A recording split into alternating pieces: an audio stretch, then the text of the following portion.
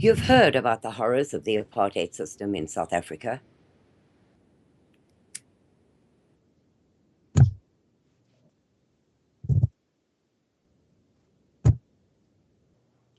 Welcome to Radio Free South Africa. This is your host, Karen Smith. Recently, it has been brought to my attention that we South Africans keep dropping names into a conversation, such as Zuma, Malema, Mandela, Winnie, which are almost intimate friends of ours. We South Africans know who they are, we know their history, we know what they stand for. But people outside of South Africa are totally unaware of the background and the histories of these people. So today, I decided that I would not have a guest on the show and that I would rather introduce the world to these people who are top players in the current political situation in South Africa and introduce them as we know them, not as the world has been told they are. So I thought I would begin with Nelson Mandela, who everybody has heard of, but I would like you to put everything you think you know about Nelson Mandela on hold and please listen to the story of the real man, not the false icon. In real life, it wasn't just Margaret Thatcher who branded Mandela a terrorist and resisted sanctions, or David Cameron who went on pro-apartheid lobby junkets. Almost the entire Western establishment effectively backed the South African regime until the bitter end. Ronald Reagan described it as essential to the free world. The CIA gave South African security the tip-off that led to Mandela's arrest and imprisonment for 27 years. Harold Wilson's government was still selling arms to the South African government in the 1960s, and Mandela wasn't removed from the US terrorism watch list until 2008. Airbrushed out of the Mandela media story has been the man who launched a 3-decade-long armed struggle after nonviolent avenues had been closed, who declared in his 1964 speech from the dock that the only social system he was tied to was socialism, who was reported by the ANC-allied South African Communist Party to have been a member of its Central Committee at the time of his arrest, and whose main international supporters for 30 years were the Soviet Union and Cuba. Mandela supported the ANC's armed campaign of sabotage, bombings, and attacks on police and military targets throughout his time in prison. Veterans of Umkhonto Sizwe, MK, the ANC's armed wing, emphasize that the military campaign was always subordinate to the political struggle and that civilians were never targeted, though there were many civilian casualties.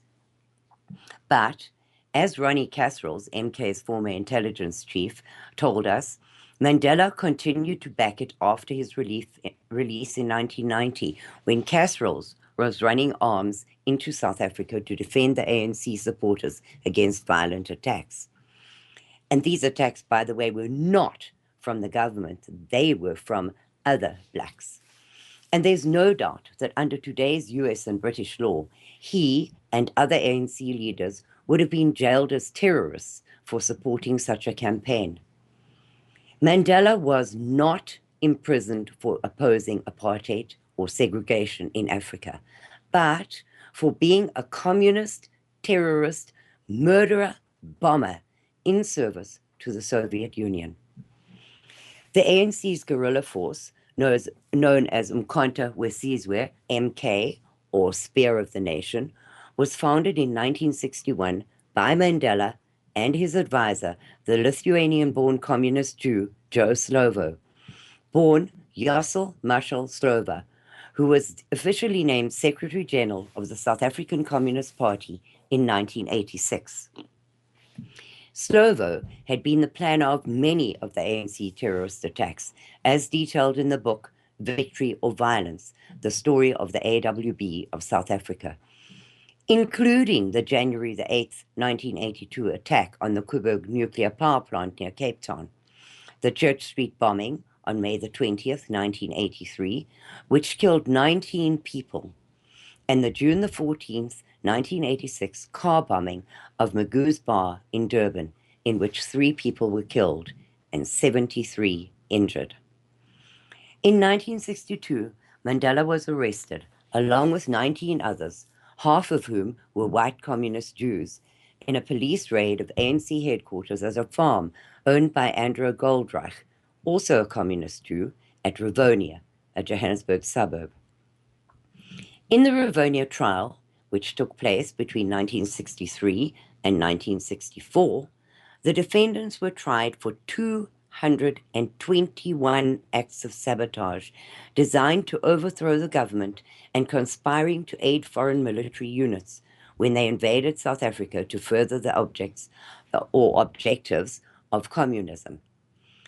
The prosecutor, Percy Utah, said at the trial that production requirements for munitions were sufficient to blow up a city the size of Johannesburg.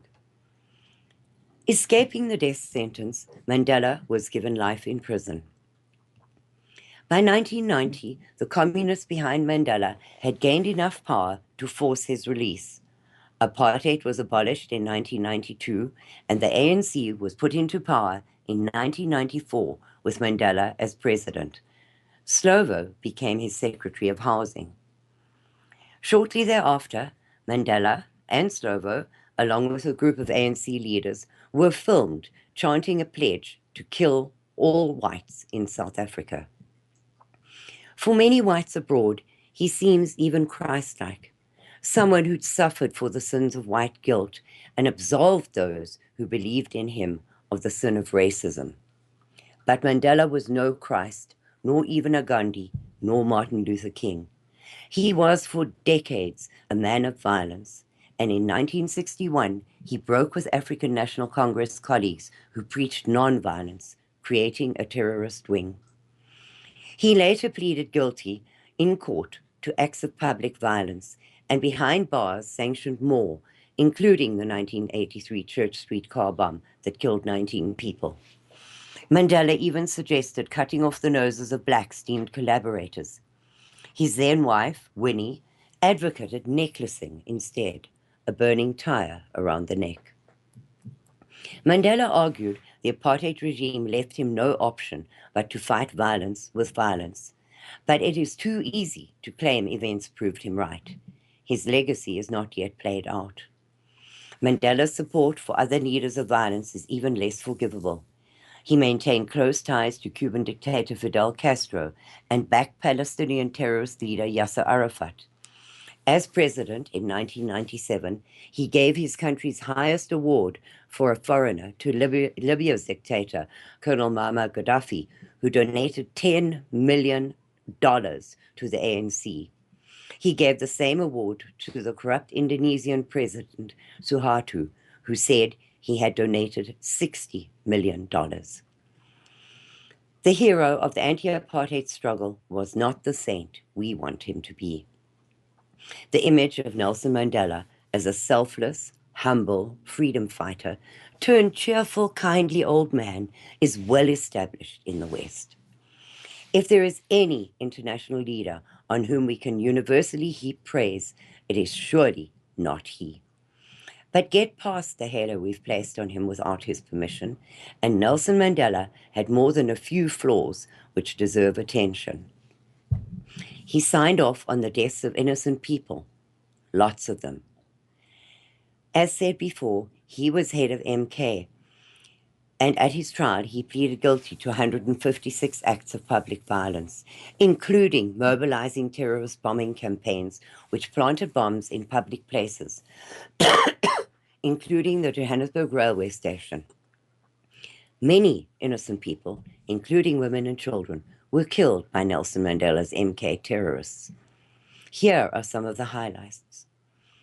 Church Street West, Pretoria, on the 20th of May, 1983.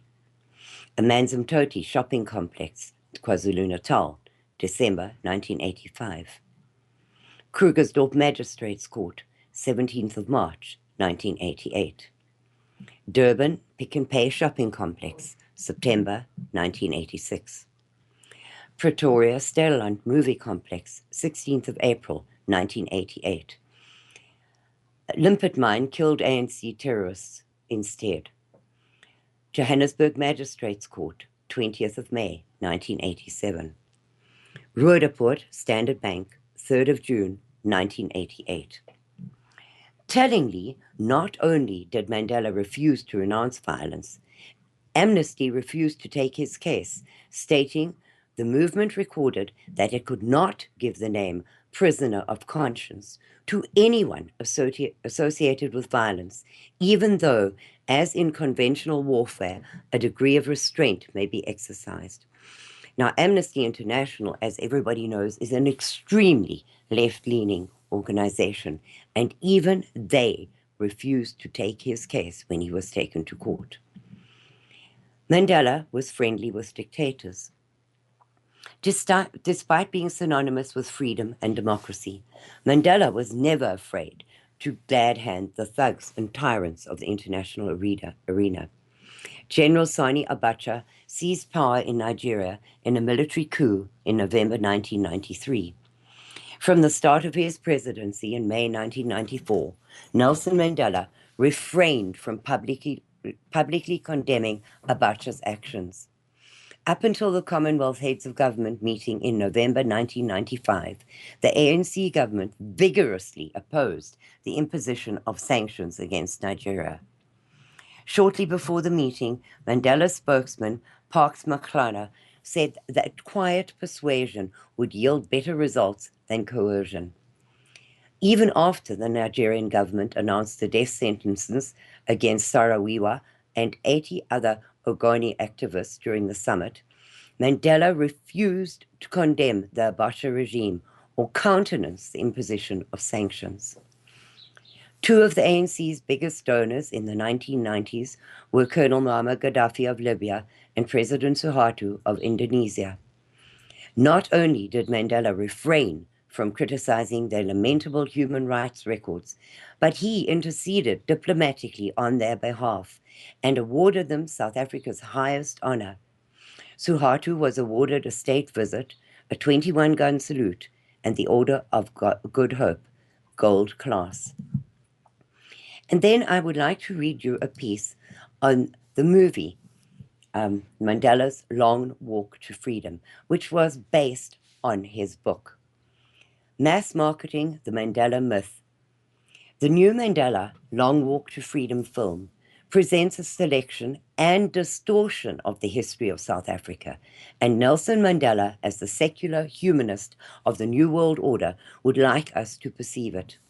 The film rushes through the life and times of Nelson Mandela, completely ignoring the Cold War context and threat of Soviet communism on the borders of South Africa at that time. It glosses over the murders and massacres of the Marxists and presents scenes that stereotype whites as racist and blacks as noble revolutionaries, only seeking for justice. Producer Anand Singh is recognized as South Africa's preeminent anti-apartheid film producer. Previous productions of Singh include Place of Weeping, Sarafina, Red Dust, and Cry, the Beloved Country. Heavily funded by the South African ANC government and the Nelson Mandela Foundation, this £22 million authorized biopic presents a selection of incidents from the history of South Africa and the life of Nelson Mandela that will go a long way towards further marketing the Mandela myth. Shots for the spectacle with impressive crowd scenes, the legend of Nelson Mandela is presented with numerous speeches backed with swooning orchestration that climbs to emotional peaks whenever Nelson Mandela addresses any crowd. London-born actor Idris Elba plays Nelson Mandela from his early days as a smooth lawyer through his recruitment to the African National Congress, to his arrest, imprisonment, eventual release, and election as president. Naomi Harris plays Winnie, the fiery revolutionary love interest and second wife of Nelson Mandela. The film begins with Nelson Mandela as a teenager going through the Xhosa circumcision ritual, where witch doctors prepare youth for initiation rites. The painting of their naked bodies in white chalk, passing through the smoke of burning everything relating to their childhood and washing off in the river with full frontal male nudity is disturbingly depicted. Next, we see Nelson Mandela depicted as a smooth lawyer in a three-piece suit walking past anachronistic security gates and burglar bars, which did not exist in South Africa in the 1940s. The film is a mythic and heroic story of man against man. In this case, it is a black man leading all black people against white people who are depicted as uniformly racist, shallow, and stupid. The filmmakers apparently believed that the best way to exalt Nelson Mandela was to depict all whites as narrow-minded, selfish, racist bigots. The first scene of whites in the movie is of them sipping champagne on a balcony, while the black workers bustle around on the streets below. Numerous fictional incidents and comments are inserted in order to reinforce this stereotype. The time-worn cliché of the reluctant revolutionary is inserted into the story, turning Nelson Mandela from a happy-go-lucky smooth lawyer confounding a white woman in the witness box to a frustrated and angry revolutionary fighting for justice, peace, and equality for all. Numerous incidents of mindless police brutality are depicted, giving the impression that without any provocation or reason, they would beat up or shoot black men, women, and children in cold blood. Nelson Mandela's pattern of adulterous relationships and repeated beating of his first wife are briefly touched on in a few fleeting scenes. Then, much attention is given to the romance with Winnie, who became his second wife. In contrast to the repeated respectful treatment of animism, Christianity is dismissed in a few striking statements and scenes. Mandela states that God only seems to answer the prayers of the Boers, and Winnie declares that there is no God who will save us. We must save ourselves.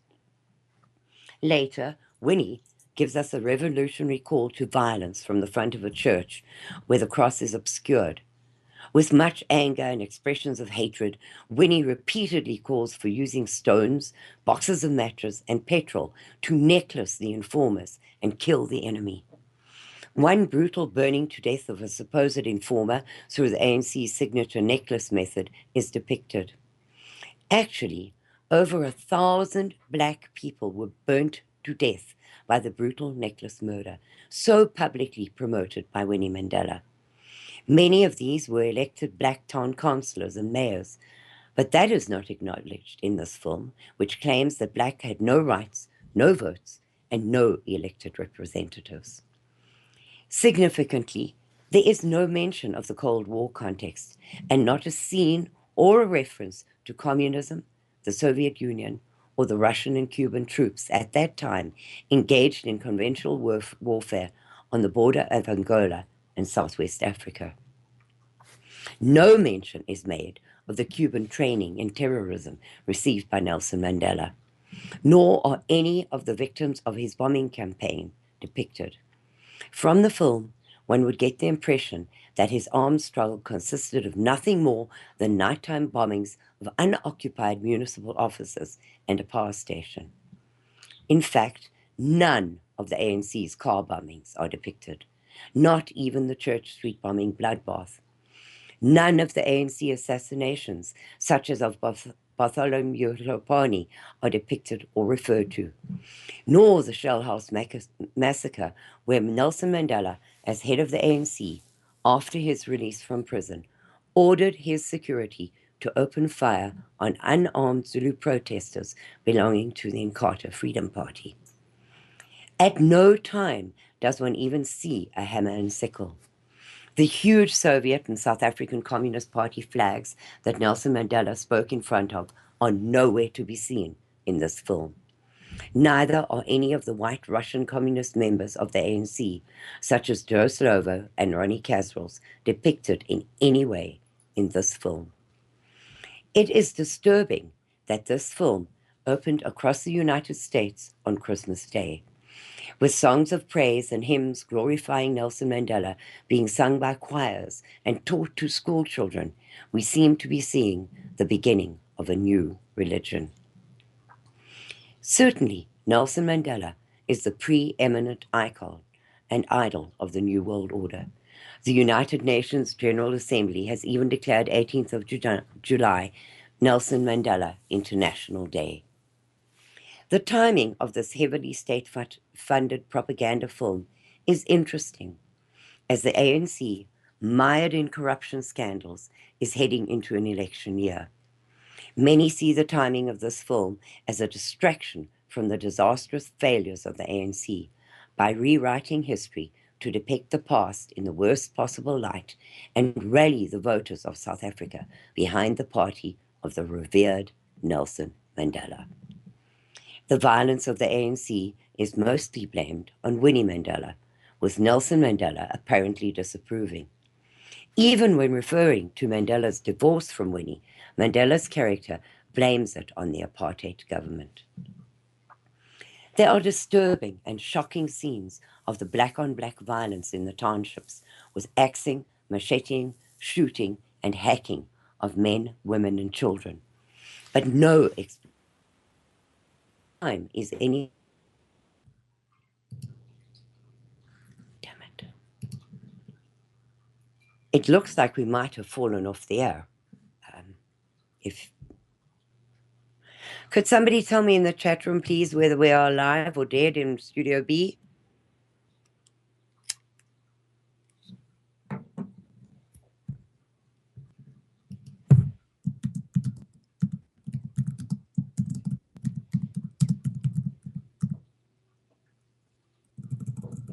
Thank you, Blackbird. I'm glad to hear that. We did definitely fall off there for a moment. I became disconnected. I will be back with you in 2 seconds. Throughout the film, Nelson Mandela dominates the screen and always has the most intelligent and profound things to say. He always has the last word, even in court and in prison. No one else ever seems to have a reply for his dogmatic statements. After all the depictions of white racism and evil, the film concludes with Nelson Mandela commenting, "If I can forgive them, you can forgive them." He asserts peace is the only way. The film ends with a quote from Mandela's Long Walk to Freedom book, "My country is not meant to be a land of hatred. People are taught to hate, and they can be taught to love. Love comes more naturally than hate." If the message of the film is forgiveness, then it's a good message. However, divorced from the context of the brutal war being waged by the ANC to intimidate the people in the townships and terrorize farmers and civilians, this film turns communists into heroes and Christians into villains. It also denies the depravity of man, claiming that love, apart from God, is natural and dismisses God as irrelevant. The film wisely stops at Mandela's presidential inauguration in May 1994. That is understandable, because at 2.5 hours long, the film drags and sags at times. It is quite episodic. However, it would be relevant to note that the Nelson Mandela presidency was a disappointment and a failure in many ways. Nelson Mandela reintroduced race classification for affirmative action, black economic empowerment, and job reservation. He legalized pornography and abortion. Violent crime exploded, with rape and child abuse increasing 400% during his presidency. The currency imploded, and the ANC looted the country of billions of rands through chronic corruption. Over 1 million babies have been killed, officially, legally, in South Africa, with taxpayers' money, since Nelson Mandela forced through the termination of pregnancy bill on the 1st of February 1997. Under Nelson Mandela's presidency, an average of 25,000 people were murdered each year. Yet, to celebrate his birthdays, Nelson Mandela would regularly open prison doors and set many convicted criminals, including armed robbers, murderers, and rapists, free. Some of these were murdering and raping within 24 hours of being released. Well over 100,000 people were murdered under Mandela's term as president. To put this into perspective, in 44 years of apartheid, 18,700 people were killed in politically related violence. This included soldiers, police, terrorists, civilians, necklace murders, rioters, all victims. However, after Mandela became president in 1994, an average of 25,000 people were murdered every year. Over 67,000 whites, and that number has grown to over 85,000 whites, have been murdered in South Africa since 1994. 4,000 of them were farmers.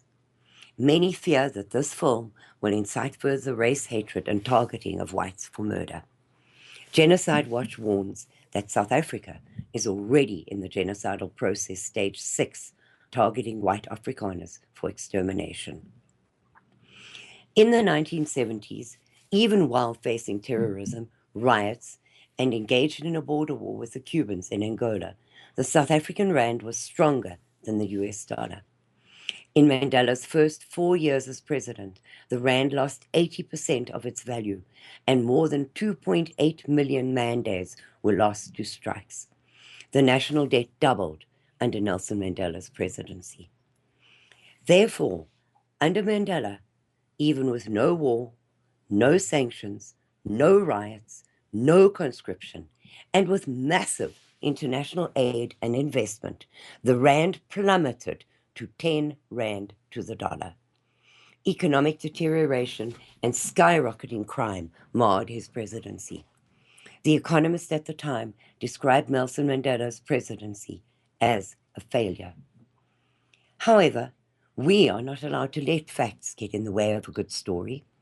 So this Mandela film calls us to forget all these facts and to shelve our pro-life, pro-family moral convictions and bow before this new idol, sing this politician's praises, and effectively burn incense before the image of a new Caesar.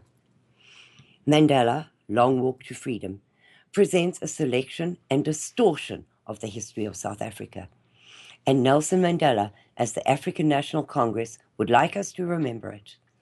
This heavily state-funded biopic is politically correct propaganda, which markets the Mandela myth by ignoring the Cold War context and the threat of Soviet communism on the borders of South Africa at that time.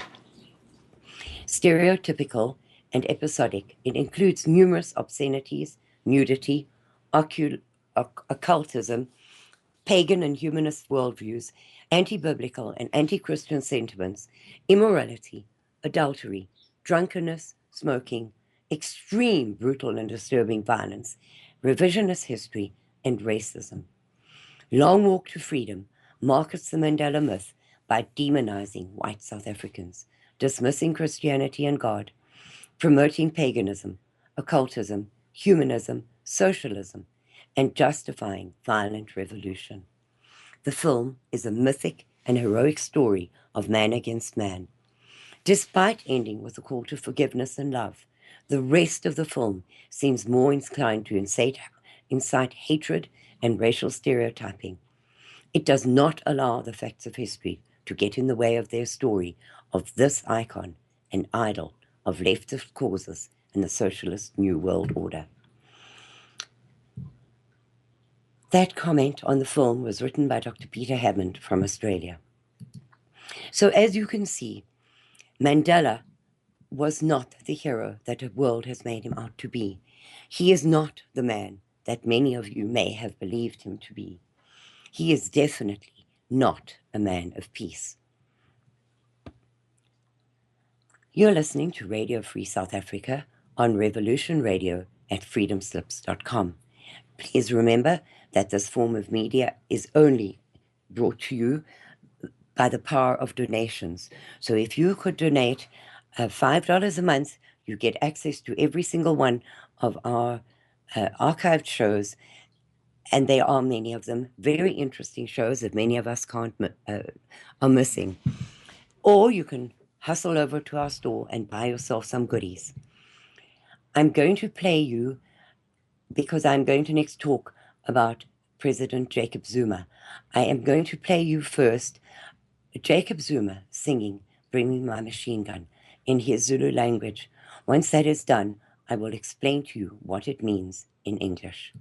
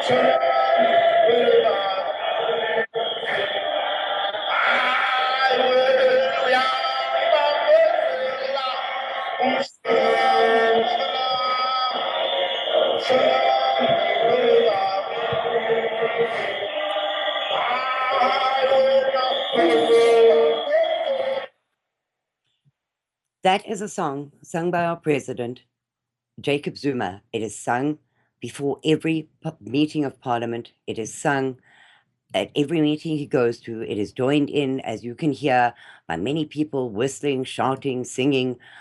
It is a song called Bring Me My Machine Gun. And in the words of the song are, bring me my machine gun, we will shoot the Boer. The Congress will shoot the Boer. We will drive them into the sea. Shoot, shoot, we will shoot the Boer. Now, I do not know of a country in the world where the president of the country sings a song advocating the wiping out of the entire white population of his country. However, this happens in South Africa. He's not the only one who sings it. We will get to the others hopefully today. And if not today, I will come on another day and introduce you to more of the South African people. Jacob Zuma, the current president of the African National Congress and the state president, is quite the character. Despite constantly being caught up in political and personal drama, still, as the first Zulu to lead the ANC, many South Africans are voting for change, according to the Associated Press. Here's a list of the top 5 most interesting things you don't know about Jacob Zuma. According to a short autobiography Zuma wrote when he was part of the South African Communist Party, he received military training in the Soviet Union before joining the African National Congress, Fiat Department of Intelligence, as the head of intelligence. He also wrote that he was incorporated into the Communist Party. The biography is posted on Politics Web. The Sunday Times authored a three-part series on Zuma's life and rise to power, in which it reported about Zuma's dysfunctional family. Jacob's middle name, Lisa, encapsulates the household tensions. The name, given to him by his father, is a shortened form of the Zulu sentence, "I won't keep quiet when someone deceives me with a beautiful smile while he is doing damage to me." A name pregnant with meaning, if ever there was one. When Zuma was 5 years old, his father died, and his mother was left on her own. As a result, Zuma was never educated because he was forced to help support his mother, the second wife of his father. Instead of going to school, he taught himself how to read and write Zulu in the bushes while the other children went to school. Zuma has had more than 750 corruption charges against him. According to a PBS wide-angle interview with Azad Essa, political blogger for the South African newspaper The Mail and Guardian, the most significant issue was this arms deal with a French company, a multi-million-dollar arms deal, and Zuma was accused of accepting bribes, etc. He was charged and, as a result, was pushed to resign. He lost his job as deputy president. The issue has dragged on from that time since 2005 and has been dropped and recharged and dropped. But now it's been dropped completely because there's enough evidence to suggest that the entire accusation against him was motivated politically. It's very interesting that that happened 1 week before the elections. Zuma served a 10-year sentence on Robben Island with the likes of Nelson Mandela and Governor Mbeki. He was arrested in the Transvaal for attempting to leave the country. The Sunday Times series added that Mbeki taught him how to use a gun, and both had a huge impact on his involvement in political activism after his release. Zuma is a self-proclaimed polygamist and has been married at least 4 times and has at least 18 children. Multiple sources disagree over how many wives Zuma has had, though the range is between 3 and 5. One of his wives committed suicide in 2000. From the Sunday Times article describing his first marriage after his release from prison. He was unemployed but wanted to marry his childhood sweetheart, Gertrude Khumalo. The wedding was finally financed to a large extent by one Mrs. D.M. Wall of the West Midlands in England. She was linked to the International Defence and Aid Fund that helps sustain political activists who, upon their release from prison, often found themselves unemployable. Below are a smattering of Zuma's statements on a variety of controversial issues. He said on gay marriage, South African gays would also be disturbed by a president who describes same-sex marriages as a disgrace to the nation and to God. When I was growing up, an ungungili, a rude Zulu word for homosexual, would not have stood in front of me. I would have knocked him out. On teenage pregnancy, our dear president said that teenage mothers must be taken to colleges and forced to get an education so that they can be in a position to look after themselves. And he says a child who does not go to school must be taught by force until he or she gets a degree. We then return him to his parents as a person who has been developed. On the second coming, he said God expects us to rule this country because we are the only organization which was blessed by pastors when it was formed. It is even blessed in heaven. That is why we will rule until Jesus comes back. We should not allow anyone to govern our cities when we are ruling the country. Those that stand in opposition to me or my party or evil and must be opposed, for they stand not only in opposition to us, but in opposition to God, who has appointed us and blessed us as his representatives here on earth. Thus, my party will remain in power forever, and it will not subscribe to the will of mortal men, because it rules by divine right, and, therefore, until the end of time, and at God's grace. Nevertheless, those who would oppose me or my party cannot be allowed to govern, irrespective of the broader democratic will, and we must stand together to prevent this from happening. South Africa uses a proportional representation voting system that is based on political party lists at national and provincial levels. Voters do not vote for individuals, but for a political party which decides on members to fill the seats it has won. This means that a registered political party receives a share of seats in Parliament and in direct proportion to the number of votes cast for it in the election. The timeline of Jacob Zuma. During 1958 to 1960, he joined the African National Congress, which was banned in South Africa in 1960. In 1962, he became a member of the MK Spear of the Nation, the military arm of the ANC. In 1963, he was arrested with other Spear of the Nation members and convicted of conspiring to overthrow the South African government. Zuma spent 10 years in prison on Robben Island. In 1975, he fled South Africa and lived in exile for 15 years in Swaziland, Mozambique, Zambia, and several other African countries, while continuing his work with the ANC.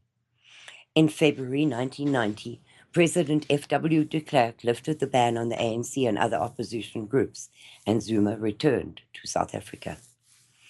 In 1990, at the ANC's first regional congress in KwaZulu-Natal, he was elected chairperson of the Southern Natal region and took a leading role in fighting violence in the region.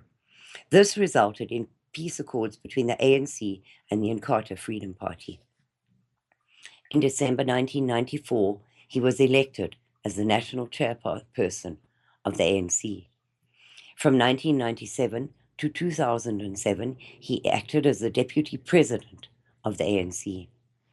In October 1998, he received the Nelson Mandela Award for Outstanding Leadership in Washington, D.C. From 1999 to 2005, he was the deputy president of South Africa. On June the 5th, 2005, a South African court found businessman Shabir Sheikh guilty of bribing Zuma with over 180,000 rand.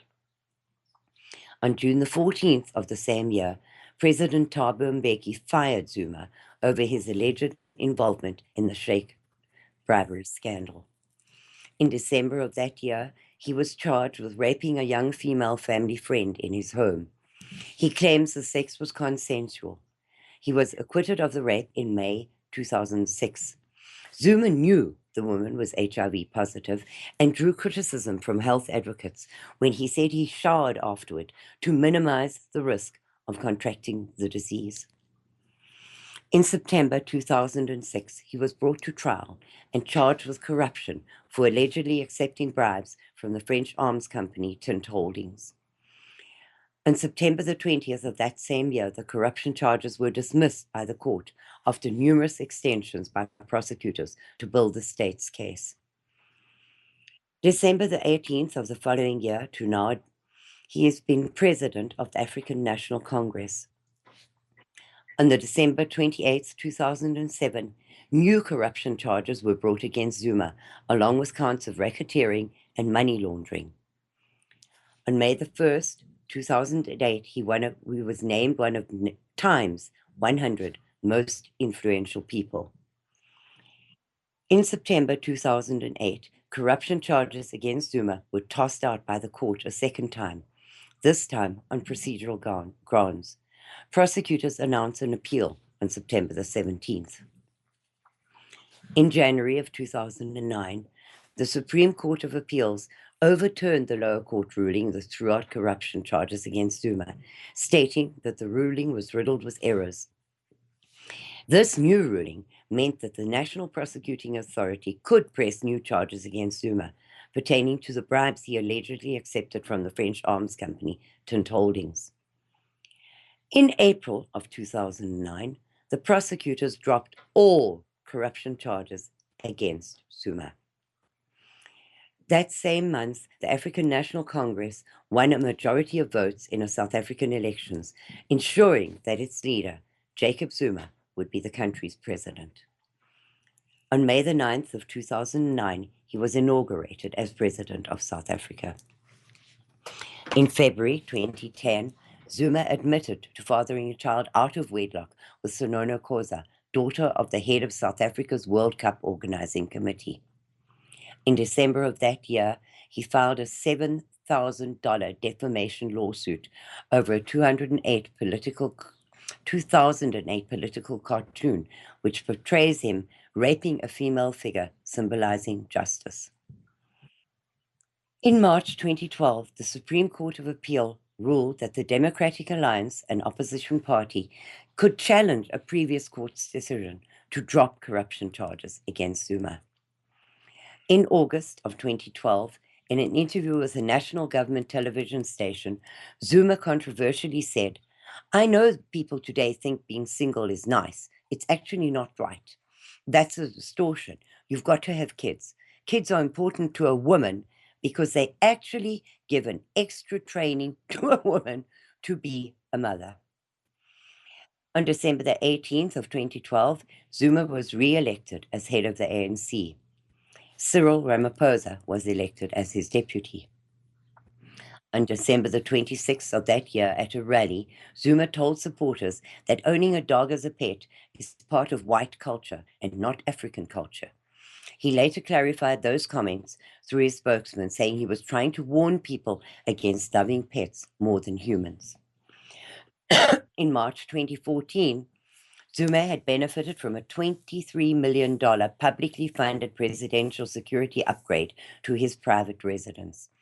According to a report issued by the Public Protector of South Africa, additions include a visitor center, swimming pool, amphitheater, and chicken coop. $23 million. In May 2014, the African National Congress won a majority of votes in South African elections, ensuring that the incumbent, Jacob Zuma, would retain the presidency. We've just heard ANC President Jacob Zuma singing Kill the Boer song. They said this song incites Boer genocide or the genocide of whites in South Africa. This song, Dubulu Ibuni, is only an example of this. He says, President Zuma, that this song is a struggle song and it is part of the African heritage. However, in the song, it says, the Congress will shoot the Boer. Shoot, shoot, the Congress. There was no Congress of the ANC in the struggle times. His wives, many of them, Gloria Ngema, he married on the 20th of April 2012. The marriage took place in Nkandla and was attended by Zuma's 3 other wives. And I read a thing this morning saying that Zuma's wives cost us 840,000 Rand per year. 840,000 Rand. And even Zuma himself cannot tell you how many children he has. He will tell you around 20. So nobody's really very sure. That is our esteemed President Zuma. We are coming up to an ad break, so I would just like to play you a piece of music before we begin, and then we will come back with Winnie Mandela, famous for her necklaces, and then we will go on to Julius Malema.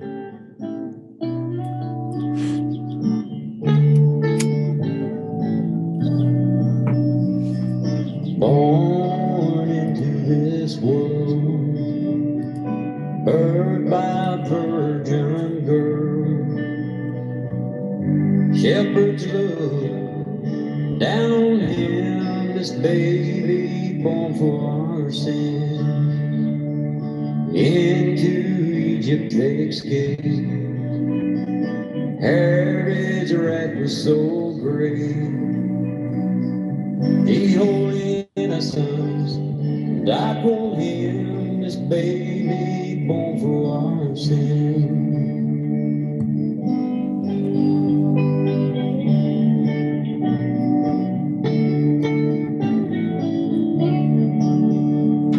Where once was darkness, there's light. Oh, the stars shone bright. His Father smiled down on us, was this baby born for our sins. A man he became. He healed the deaf and the lame. He died and rose long ago. This baby born for our sins. He died and rose long ago. This baby born for our sins. This baby born for our sins.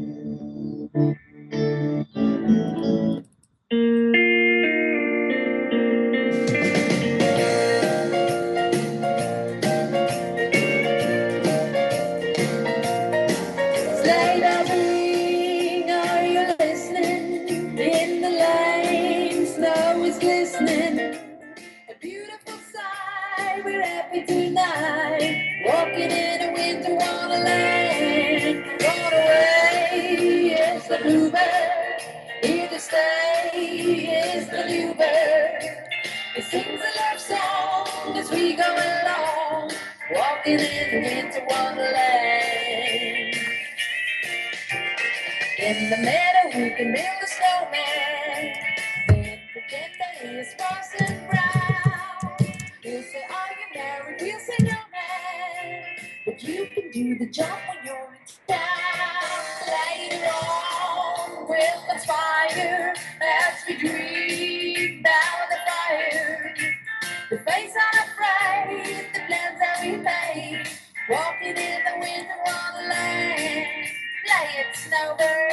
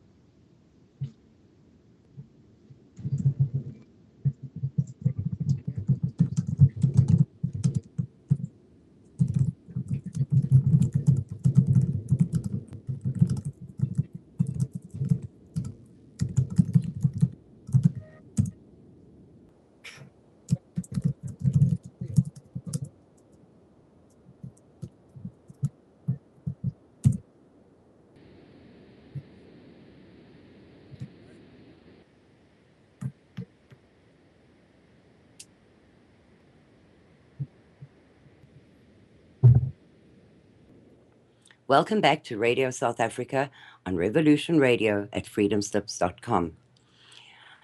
We're now going to discuss Nelson Mandela's second wife, Winnie Mandela. After her husband, Nelson Mandela, was released from prison in 1990, Winnie Mandela shared in his political activities, despite her scandalous reputation. In 1993, Winnie became president of the African National Congress Women's League, and in 1994, she was elected to Parliament. She was re-elected to Parliament in 1999, but resigned in 2003 under a new financial scandal. In both of those terms in Parliament, Winnie never once entered the office set aside for her in the Parliament buildings. Born Nomzamo Winifred Madikizela on September the 26th, 1936, in Bizana, a rural village in the Transkei district of South Africa, Winnie Mandela eventually moved to Johannesburg in 1953 to study at the Jan Hofmeyr School of Social Work. Now, I just want to do a little aside here. One of the biggest claims that the haters of apartheid keep making is that we sidelined the blacks. We did not allow them any education. We did not build schools for them. We, in fact, just left them to starve and rot. Both Winnie and Nelson were educated under the South African education system. Nelson Mandela became a lawyer and she became a social worker. She went to Johannesburg in 1953 to study at the Jan Hofmeyr School of Social Work. Apartheid was officially introduced by the National Party, although we inherited it from the British. It was introduced and the rules were tightened somewhat in 1948 by the National Party when the Boers won the first election they ever had in South Africa under British rule. So immediately you can see that what I'm trying to tell you today is that these heroes of the outside world, these fighters for the freedom of the noble black savage, are total liars. They both benefited from the white South African education system. End of rant. Winnie completed her studies and, though receiving a scholarship to study in America, decided instead to work as the first black medical social worker at Baragwanath Hospital in Johannesburg. Now, Baragwanath Hospital was a hospital built solely for black people. It is one of the biggest hospitals in Africa. It was also one of the most coveted training hospitals in the world. Doctors from all over the world wanted to come and study at Baragwanath Hospital because they would be exposed to diseases and ailments which they would not get exposed to anywhere else in the world. It was one of the most well-run, most famous hospitals in the world. A dedicated professional, she came to learn via her fieldwork of the deplorable state that many of her patients lived in. In the mid-1950s, Winnie met attorney Nelson Mandela, who at the time was leader of the African National Congress, an organization with the goal of ending South Africa's apartheid system of racial segregation. You can see for yourself that this article was written by some very liberal person. However, if you were listening to my story about Nelson Mandela, you will understand that the ANC did not, well, they sort of had the goal of ending South Africa's apartheid system, but that was not their main thrust. The two married in June 1958, despite concerns from Winnie's father over the couple's age difference and Mandela's steadfast political involvements.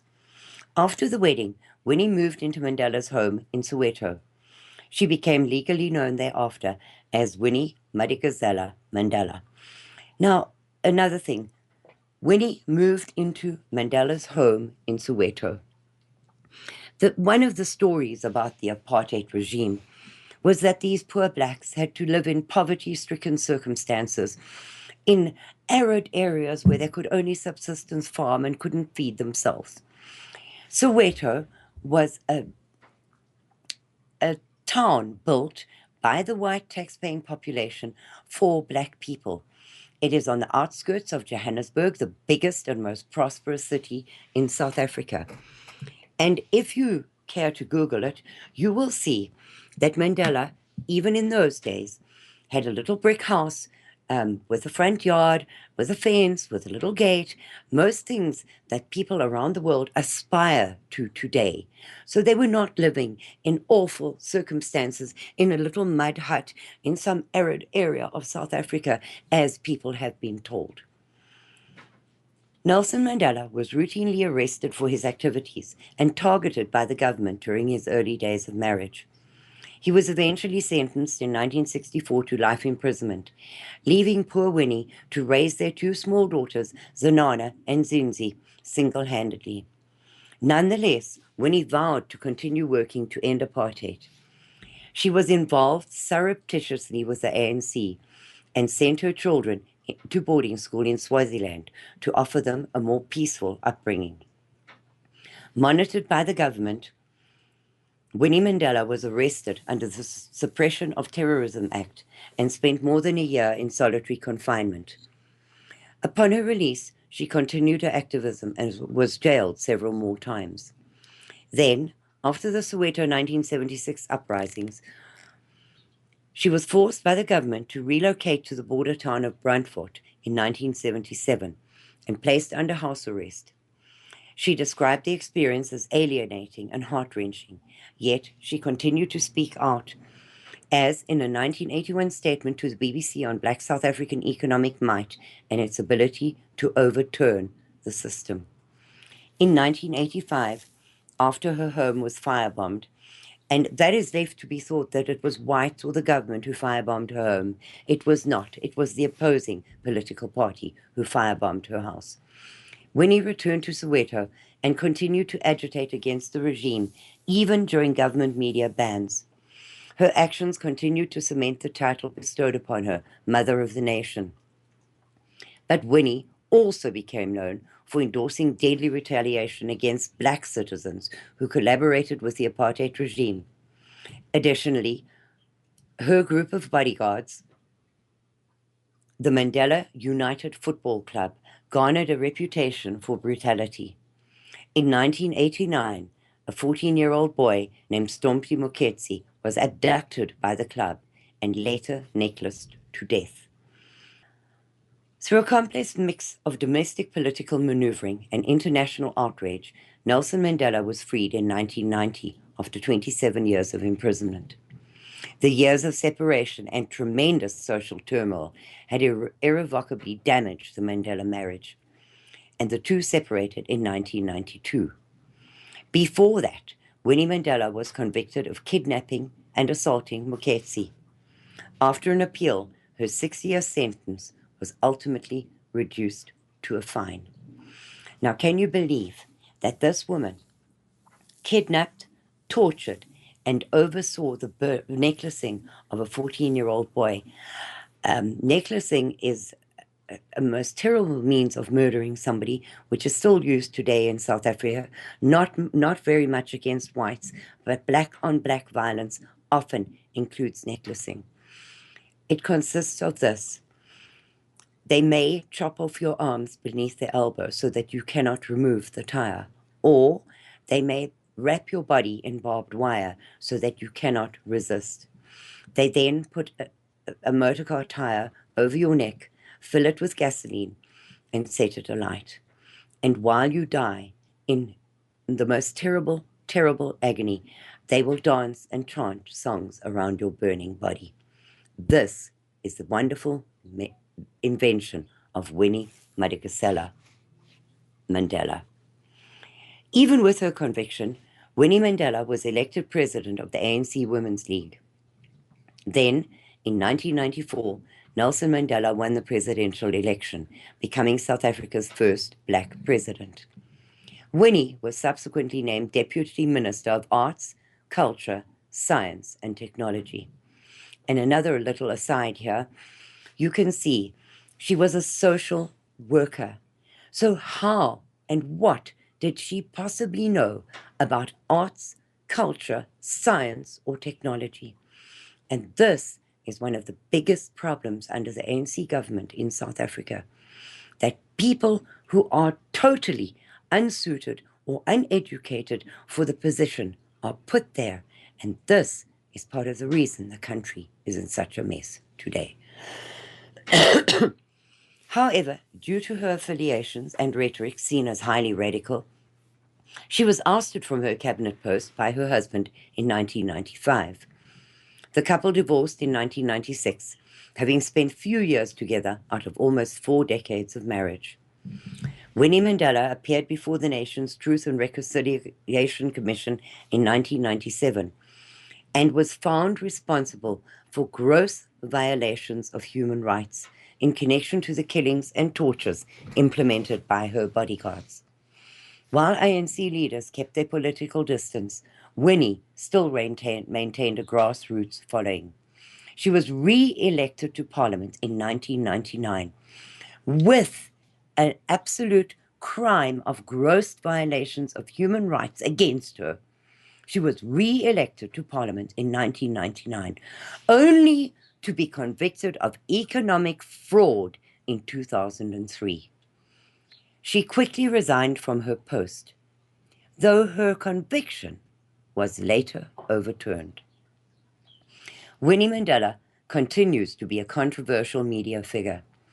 In a 2010 Evening Standard newspaper interview, she sharply criticized Archbishop Desmond Tutu and her ex-husband, disparaging Nelson Mandela's decision to accept the Nobel Peace Prize with former South African President F.W. de Klerk.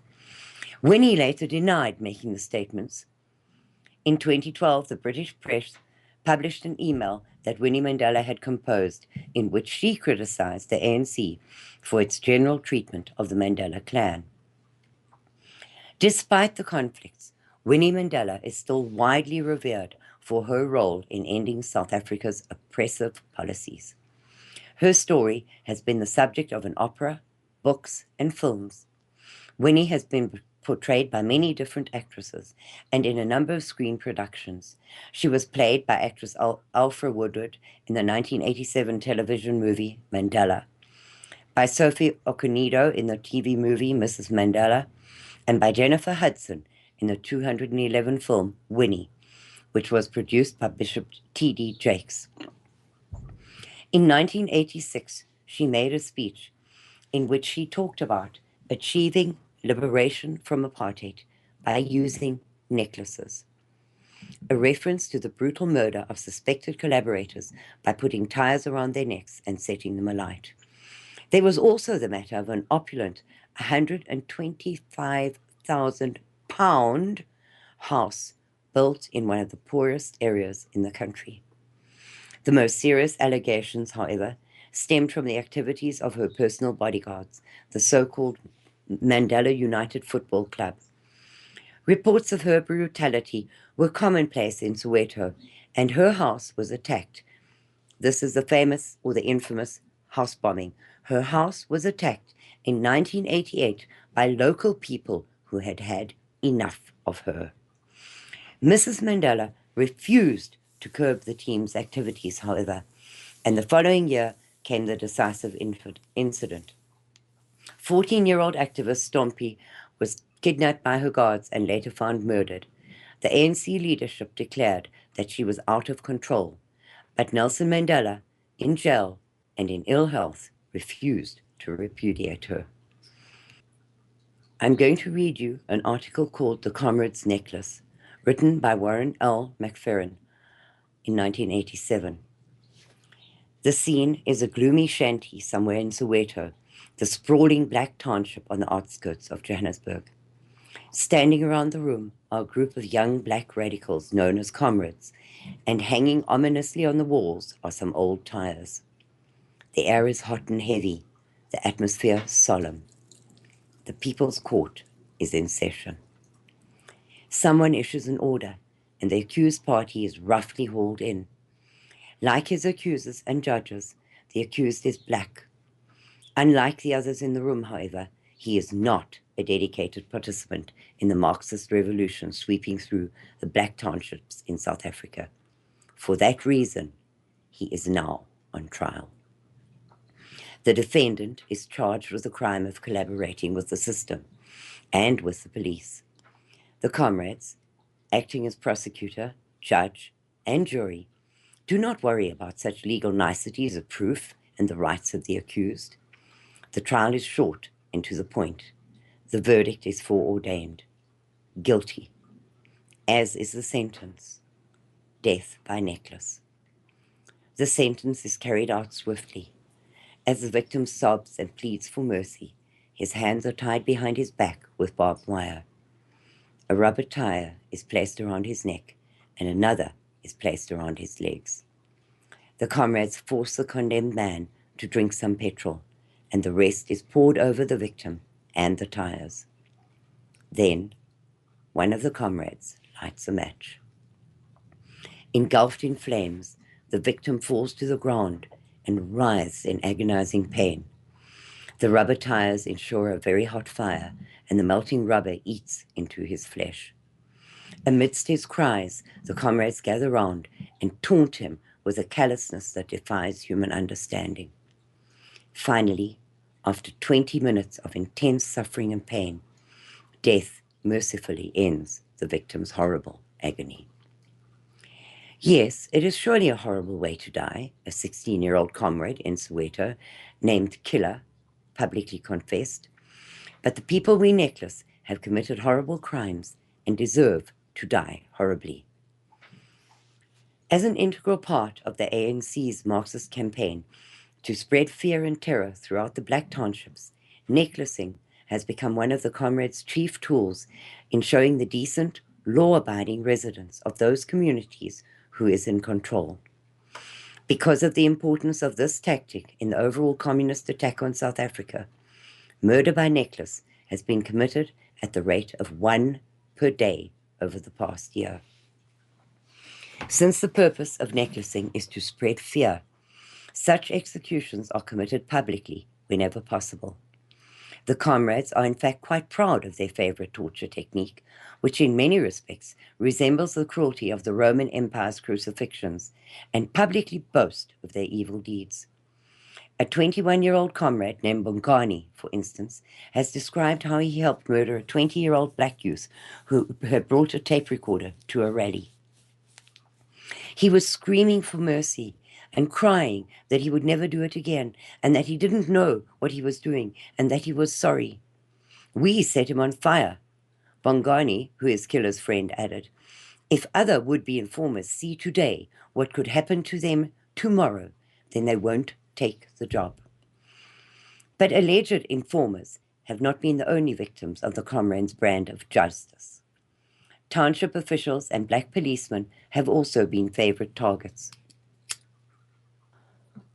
Other victims have included migrant miners who were condemned because mines were deemed essential parts of the system, as well as liquor store owners who were condemned for operating under government licenses.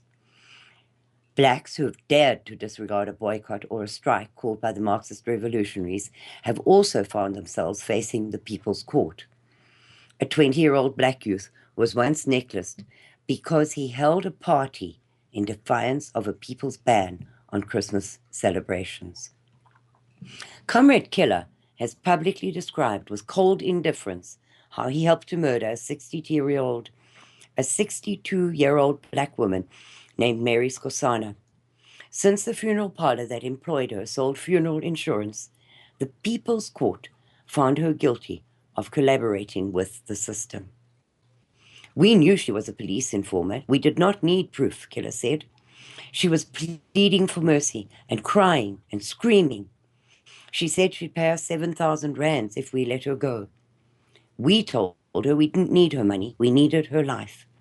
Then we put a tie around her legs and another around her neck and shoulders. We forced her to drink petrol. We poured the rest into the tires and onto her and set her alight, but the fire went out. Another tin of petrol was fetched, and it took about an hour." Inspired by that bleak reality, a grim joke has been circulating in South Africa in reference to necklacing and the United Democratic Front, an umbrella organization of anti-apartheid groups and front for the Comrades ANC. Question: what does UDF stand for? Answer: Uniroyal, Dunlop, and Firestone.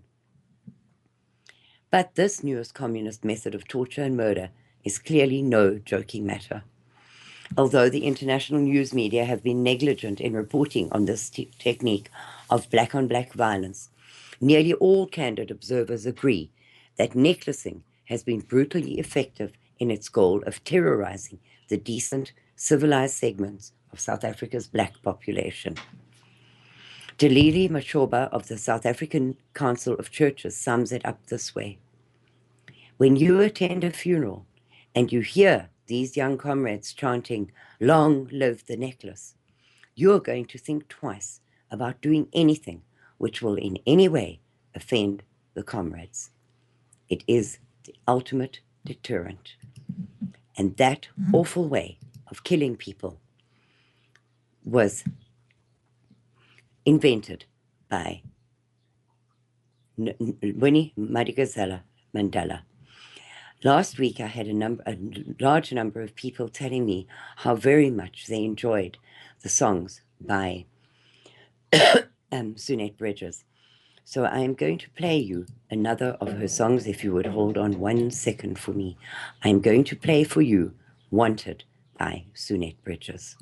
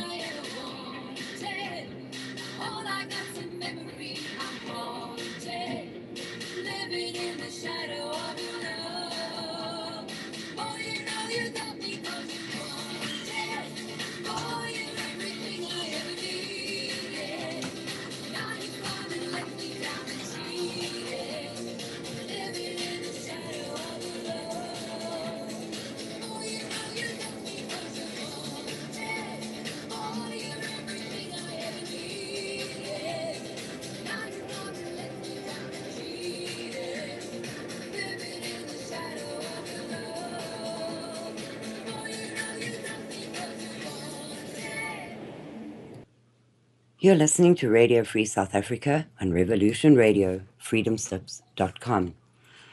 The next very important political player in the South African saga is Julius Malema.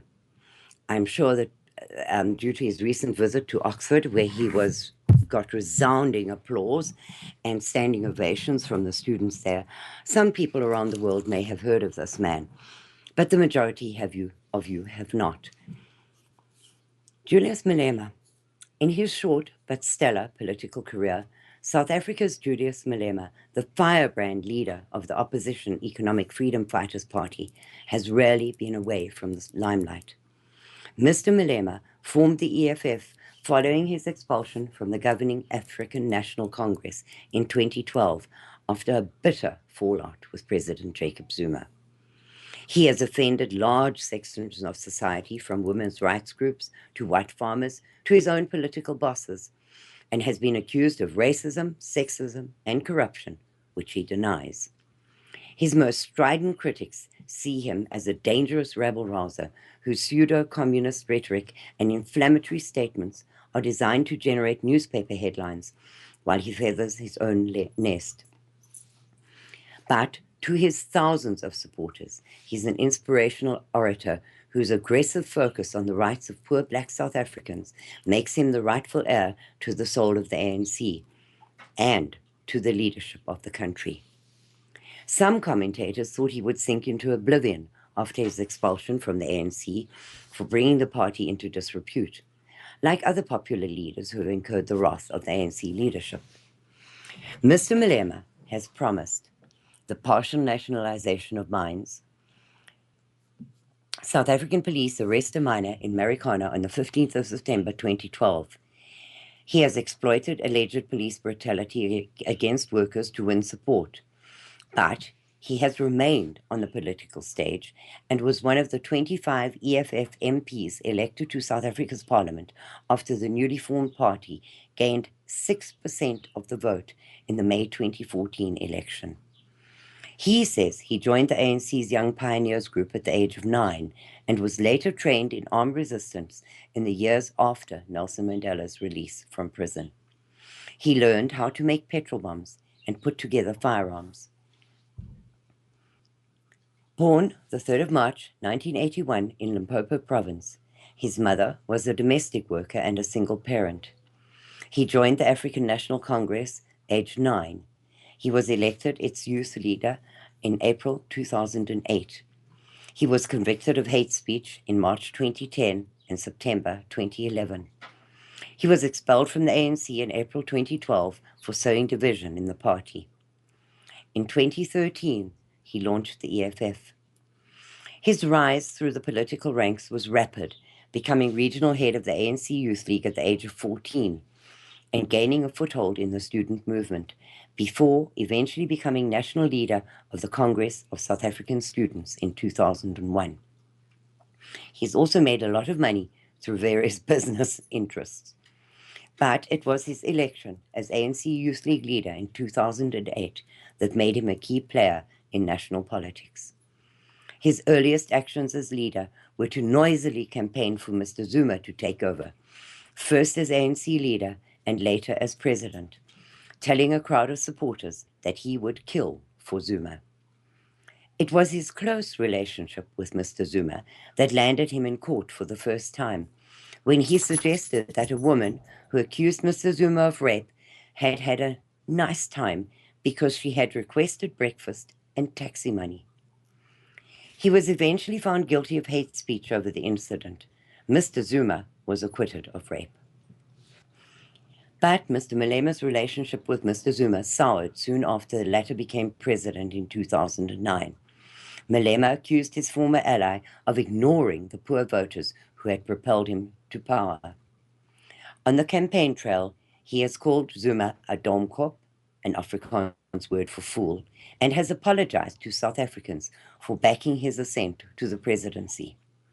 He says he is unshaken by the fact that he was tried in court that year on a money laundering charge. The case against him related to a government tender awarded to a company partly owned by his family trust while he was an ANC member. Malema said the charges are conspiracy the ANC hatched after his expulsion to destroy his political career. He was also involved in a battle with tax authorities, who took him to court to sequestrate him over his alleged failure to pay more than $1.5 million in taxes. This led to Mr. Malema's incomplete mansion, which was supposed to have a hot tub and a cinema room in the posh Johannesburg suburb of Sandton, being sold at an auction for about $650,000. A farm he owned in Limpopo was also auctioned, fetching about $240,000, South Africa's Sowetan newspaper reported. Some of his more famous quotes, speaking about Afrikaner farmers. Afrikaner farmers have only one passport. They have nowhere to go. On chasing a BBC journalist out of a meeting he was having, "You can go out. Rubbish is what you have covered in that trouser. That is rubbish. That which you have covered in your clothes is rubbish, okay? You're a small boy. You can't do anything. Go out, bastard. Go out, you bloody agent." Malema's false statements that everything the white people possessed they had stolen is accepted as a fact or truth by poor and frustrated people, and in so doing, he polarizes communities on the basis of rape. It is precisely this habit of Malema of demonizing minorities, especially white people, which prompted the Vryheids Plus to oppose the registration of his party with the IEC. Malema told students at the Vaal University of Technology in Vanderbijlpark that there would be no true reconciliation in the country as long as whites had the land. He referred to the land as stolen property and said whites had to share. "We are not a racist organization. We are an honest organization," Malema said. "If white people want a permanent honeymoon, they must return the stolen property." Malema is another prime example of uneducated people in South Africa rising way above their level of incompetence. His final school results were an E for his first language, Sepedi, an E for his second language, Afrikaans, a C for English, an F for geography, D for history, a double G for woodwork, and an H for mathematics. So people can see from that when I tell them that the stories told about South Africa are absolute nonsense. We really did not and have not ever oppressed these people. And now, finally, today, I would like to talk about genocide. It is a silent crime. The word genocide conjures up a hair-raising picture of the mass slaughter of people, of hollow-eyed children in concentration camps, of gas chambers and mass shootings. But there is a much more subtle and therefore even more dangerous element to it, one which is as old as can be. From biblical times, we learned how Daniel and his friends were taken from their homes, given a Babylonian education, fed on Babylonian food, taught to worship in Babylonian temples. This has been repeated over and over throughout history. Roman conquest taught the children of the vanished peoples to become Romans. The British Empire created British lords and sirs throughout Africa and India. In Australia, Aboriginal children were taken from their tribes and put in Catholic orphanages. The very same is happening in South Africa. An entire nation is uprooted from their familiar surroundings, and being disorientated and looking for a measure of stability, they are offered foreign ideas, strange new concepts, and false promises of security to cling to. And gradually, they adapt to it, because they start believing that what they stood for and who they were is wrong. If we look at the EFF, that's Malema's party, constantly blaming white people for everything that is wrong, threatening white people as far as they go, we need to accept that this is one element of the silent genocide, inflicting a sense of guilt and fear. The ANC follows up with constant assurances of how they represent the majority interest and even call upon divine intervention, thereby creating a sense of how senseless and futile any form of resistance is. And the coup de grace comes from the DA, constantly speaking of our responsibility to create a lovely multicultural society, and how just accepting whatever comes your way is actually contributing to creating a new world order in which everything will magically be fixed overnight. And all of them use the term racist to brand any non-conformist. This is the silent genocide. We are already inside the abattoir of the silent genocide. One cannot help but reach the conclusion that we are facing a plot so evil and devilish that the human mind can hardly comprehend the purpose of it, which is nothing else but the complete and total annihilation of the white nation of Africa. There was an article saying that the DA's motion against Zuma was a yawn. And this was written by one of my friends. Is our deteriorating economy and failing rand a yawn? Is our escalating joblessness a yawn? Is it a yawn that under President Zuma, the national debt skyrocketed? Is R250 million spent on one man's house a yawn? Is it a yawn when our president fired the finance minister and caused a 170 billion rand loss on the stock exchange and an expected 1.5 to 2 billion yearly increase in our national debt? Is it a yawn that our president appointed two women who he had had intimate relationships with and who both lied about their qualifications as chairwomen of parastatals?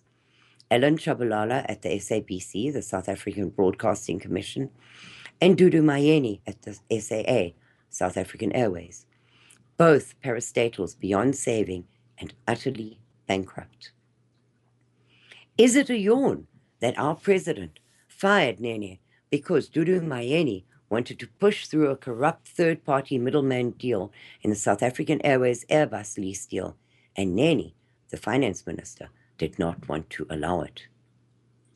Is it a yawn that the biggest single transaction in this country's history, the 1 trillion plus Russian nuclear deal, was approved by cabinet hours before the finance minister was fired, without so much as a discussion in parliament? Is it a yawn that the president last year finally and fully captured and hijacked the country and the entire criminal justice system, a process he began in 2009 in order for him to fill his family's pockets and that of the Guptas? Is it a yawn that there's a symbiotic, mutually beneficial, and parasitic relationship between our president and the Guptas? Is it a yawn that our president only became president after he beat 783 charges in a very dubious way? Is it a yawn that our president ignored the orders of the High Court in the Bashir matter? Is it a yawn? And finally, I have a very important piece to read to you, which I have the permission of the writer to read. It is titled, "The Truth About South Africa." And some of this you have heard from me before, but I would really like you to hear it again. I am writing this analysis in English in the hope that it may receive international attention as well. So I humbly ask my Afrikaner Boer countrymen and women to bear with me this time, for all Whitefoot's sake. Last night, I stumbled upon a narrative of a well-known Afrikaans celebrity, where she voiced her dismay at the poor attention any news of the brutal murders of white folk in South Africa is receiving locally. This piece is a comprehensive reply to that narrative and the multitude of similar posts I have noticed, specifically on Facebook of late. I sincerely apologize for the length of this piece, but we should for once face all of the facts that culminated in our current situation. Excuse me.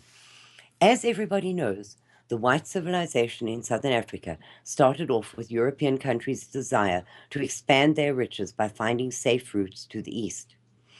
When our forefathers first landed at the Cape, they did not anticipate the richness of resources to be found later in the interior of this part of the continent of Africa. Their initial intent was only to establish a trading post for ships to the east. Here, they were met by primitive people that lived a nomadic life as a result of changing seasons and savage attacks from other tribes living to the north.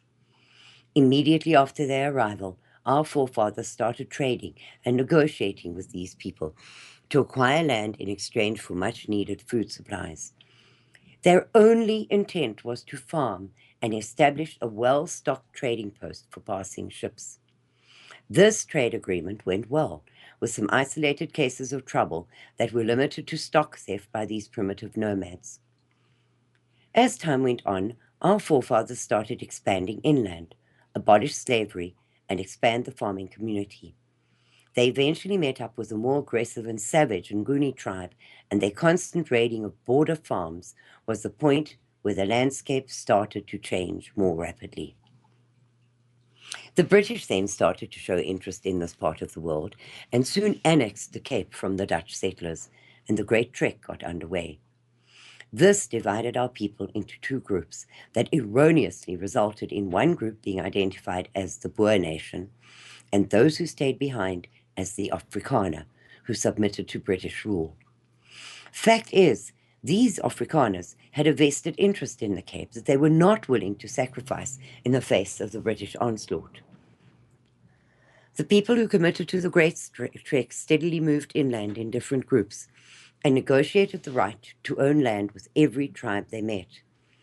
Sadly, the Zulu nation negated on their agreement with one contingent of trekkers, murdered the negotiating leadership after signing a valid agreement, and pursued a savage murder campaign against the remnants of those trekkers. However, against tremendous odds, the trekkers persevered, and in the defining Battle of Blood River, they forced the Zulu nation to honor their agreement. The outcome of this battle is believed to be the result of an important covenant the Boer folk made with God.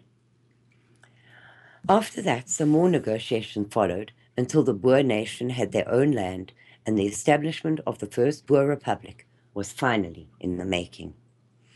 However, the discovery of diamonds and gold soon had the greedy British following, and this resulted in the Anglo-Boer Wars. The British finally annexed the remainder of southern Africa by imprisoning the women and children of Boer fighters in concentration camps, burning their farms and crops, killing their livestock, and starving their women and children, which resulted in Boer turncoats that, along with traitors among the so-called Afrikaner, provided the British with valuable intelligence. After that, the Boers were a broken and poverty-stricken people, and special measures had to be taken to address this poverty as it became a major issue. What followed was an extraordinary move by mostly Afrikaner folk and some British sympathizers to uplift the poor Boer folk. The Republic of South Africa, under British rule, was established, and the Boer and Afrikaner bonded, and a uniquely Afrikaner culture took form, along with the first and only indigenous language to the region, called Afrikaans, regardless of the fact that the British insisted that the Boer and Afrikaner should only be educated in English. Politics became a new negotiating platform, and soon the country was divided in two major political groups. Although the British introduced segregation laws shortly after they annexed the Cape, the Afrikaner, with the help of the Dutch Reformed Church, later established similar measures to safeguard employment opportunities for the Afrikaner and to secure their economic survival. However, a contingent of black citizens established a platform to demand integration and recognition, which the British outright denied, and later the Afrikaners followed suit. Yet the latter did appoint representatives in the nationalist government to acknowledge their right to be heard. The British merely identified tribal reservations to prevent further violent and savage clashes between the different black tribes and left them to their own devices. It was only when Dr. H.F. Verwoerd became Prime Minister of the Independent Republic of South Africa that a comprehensive plan was put in place to not only uplift the black nations within our borders, but to establish an independent economy in properly negotiated homelands for them. It was called apartheid, which simply meant separate development for all ethnic groups within our borders. Taxes were raised, and a gradual process of empowering these black nations came into being. However, it was at this point in our history that the rest of the world realized the full potential of our natural resources. That, and Dr. Verwoerd's stance on our banking system, resulted in a plot to assassinate him to be formulated by the American CIA and MI6 in the UK. The second, fatal attempt on his life demolished all hope of a fruitful and peaceful future of all citizens in South Africa, as Verwoerd's plan of economic freedom and prosperity for the now established homelands was gradually abandoned. Dr. Verwoerd's death was the turning point for many South Africans. The Boer and Afrikaner people gradually turned on each other and formed splinter right-wing groups, a tendency that duplicated itself over the next 40 years. Devastating propaganda by leftist media fueled political unrest, and gradually a threat to the Afrikaner way of life developed, and young men were forced into military service to defend their sovereignty. The leftist propaganda intensified, and apartheid became our demon, as all our good intentions were downplayed, and the world embarked on a mission to save the oppressed black nations within our borders. From the mid-60s, various terror attacks were launched on South African soil, and several of these terrorists were caught, and instead of executing them for treason, we imprisoned them, regardless of the civilian lives they took. They were regarded and treated merely as political prisoners. The propaganda machine got momentum, and with perseverance, they successfully created even more division among the Afrikaner. And by the time a referendum was called to determine our way forward, that division worked in favor of the black populace as well as the terrorists in our jails. This resulted in the first so-called democratic elections in South African history, and power was transferred to the savage masses. One should never underestimate the power of propaganda, especially if and when it has an international audience. Propaganda can turn lies into truth, and truth into lies. During the late 60s and throughout the 70s and 80s, as media coverage improved and broadcast media got better and better, journalists used every opportunity to demonize the Afrikaner.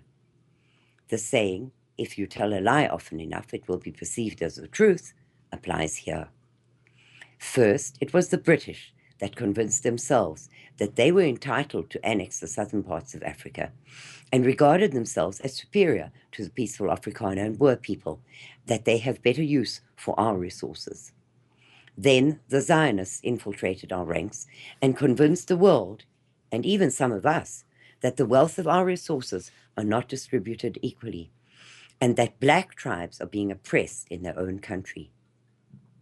Racism became the latest demon, and since 1994, it is the stick that is used every so often to try and beat the Afrikaner and Boer national into submission, disregarding our development skills and intelligence and demanding restitution for being more progressive. Propaganda turned the best developed educational system for any black nation into a grossly neglected and offensive farce.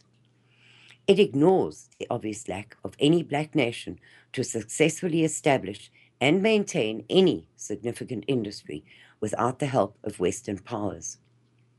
It was the propaganda in the 70s and 80s that resulted in Western nations accommodating scores of black students from Africa, while South Africa boasted world-class universities, even in their own homelands. Sadly, the propagandists neglected to mention that almost none of these graduates ever returned to Africa to make any significant change to any of Africa's economies.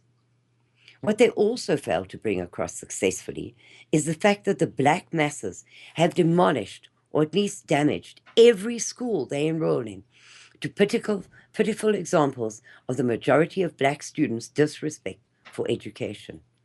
The fact is, they rather created another demon by showcasing these derelict facilities as examples of white oppression. To add insult to injury, universities had to lower their standards to allow more and more black students, while the requirements for white students were raised in order to eliminate as many of their applications as possible. But propagandists did not stop there. The language policies of almost every university had to change. Ironically, the language chosen is English, the language of the real oppressor and the only colonialists that ever colonized this country. Even the savagery of the black masses in townships are showcased as a demon the Afrikaner or Boer people are responsible for, and propagandists deliberately disregard the very root of this evil. Should one compare the behavior of black mobs and riots here with those in the USA, it baffles the mind that propagandists fail to recognize the similarities and still label such violence in South Africa as the fruits of apartheid. What is the African American's excuse then? Slavery? Since 1994, the rate of violent crimes have risen to the extent that our death toll statistics surpass even that of war-torn countries.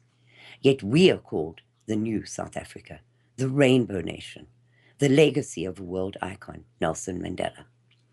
Propagandists refuse to acknowledge the significance of the violence we are faced with now, and Mandela's true identity as a violent criminal. Since 1994, more than 600,000 people are murdered in South Africa. Our currency has depreciated to a shameful level. Many of our mines closed down as a result of mismanagement and corruption. Most government officials, including politicians, are corrupt, and far too many have criminal records. Basic municipal services in most districts have deteriorated to the extent that some towns are bankrupt and infrastructure is beyond repair. Our unemployment rate is rising at an alarming rate. But propagandists mimic our flawed leadership, and after 21 years, still blame apartheid for that. And then they have the audacity still to pressure local and international corporations into handing over power to black partners and redistribute land as if they had proven in 21 years that they could actually maintain any kind of standard to ensure economic growth. Thank you very much for listening. Same time, same place next week.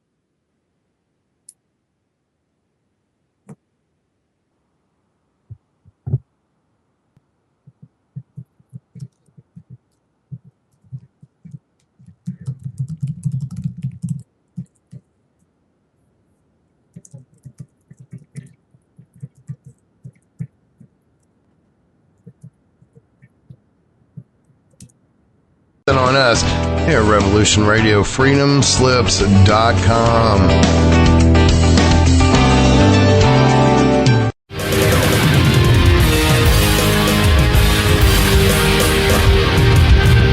I have worked with the CIA, NSA, Templars, and Bilderbergers. Now I work for you. My show will disclose secrets, science, and esoteric knowledge. Join me, Stephen D. Kelly, for 2 hours every Thursday night at 10 o'clock Eastern Time on freedomslips.com, Revolution Radio, Studio A. You can also listen to previous shows by going to youtube.com/Free Revolution Radio.